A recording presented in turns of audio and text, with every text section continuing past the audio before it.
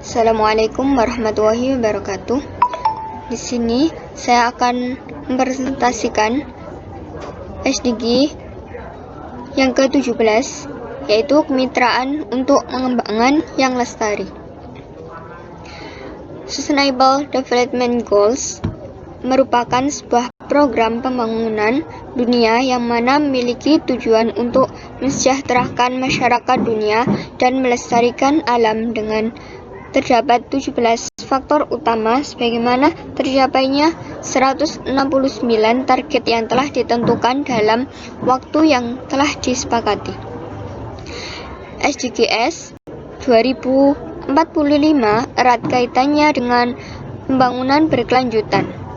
MDGs atau Millennium Development Goals 2030 dan CSR Corporate Social Responsibility.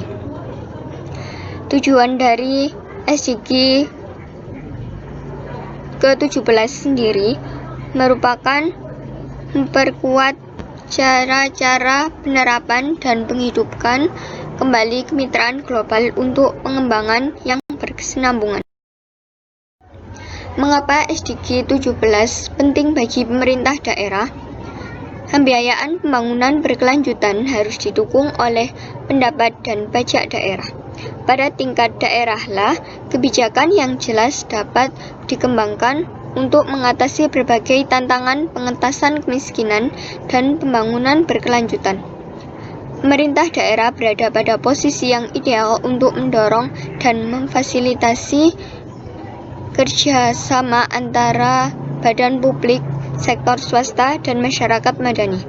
Pemerintah daerah telah berkolaborasi secara internasional selama lebih dari 100 tahun sebagai bagian dari gerakan pemerintah daerah internasional. Pemerintah daerah siap dan bersedia untuk berpartisipasi dalam kancah global. Data-data daerah yang dapat diandalkan akan menjadi sarana penting dalam memantau kemajuan pada tingkat subnasional dan memastikan bahwa tidak ada yang tertinggal. Target SDGs ke-17 pertama, mobilisasi tambahan sumber daya finansial untuk negara berkembang dari berbagai sumber. Yang kedua, memperbanyak kerjasama utara-selatan, selatan-selatan, dan segitiga rasional dan internasional mengenai akses terhadap sains, teknologi, inovasi, dan memperbanyak berbagai pengetahuan. Yang ketiga, mendukung perkembangan transfer, diseminasi, dan difusi teknologi ramah lingkungan kepada negara berkembang. Keempat, mendukung sistem perdagangan multilateral yang universal berdasarkan aturan non-diskriminatif dan setara di bawah WTO.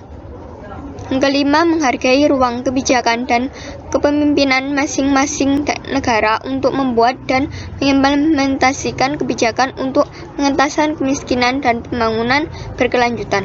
Yang keenam, mendorong dan mendukung kemitraan publik swasta, dan masyarakat.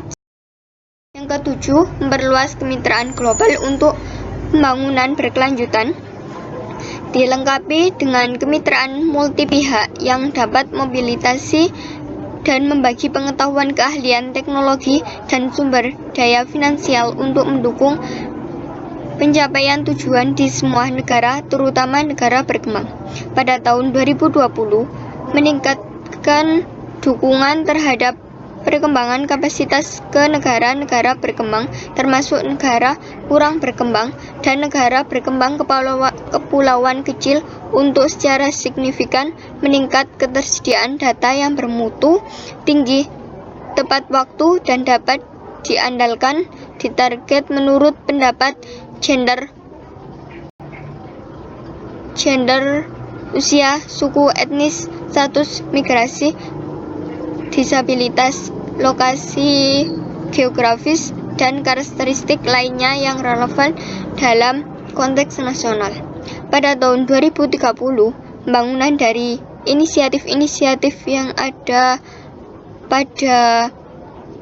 untuk mengembangkan ukuran kemajuan terhadap pembangunan berkelanjutan yang melengkapi produk domestik bruto dan mendukung perkembangan kapasitas statistik di negara-negara berkembang. Lembar fakta SDGs. Remitasi yang diterima Indonesia meningkat dari 6.736 juta USD pada tahun 2011 menjadi 8.860 juta USD pada tahun 2016. Kontribusi remitasi tenaga kerja Indonesia terhadap PDB meningkat dari 0,75% pada 2011 menjadi 0,95% pada tahun 2016. Pada tahun 2016, 89,30% konsumen data merasa puas dengan data HPS.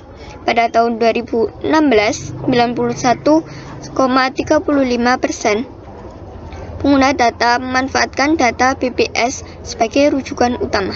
Pada tahun 2016, presentasi konsumen yang menggunakan data BPS untuk keperluan perencanaan sebesar 11,46%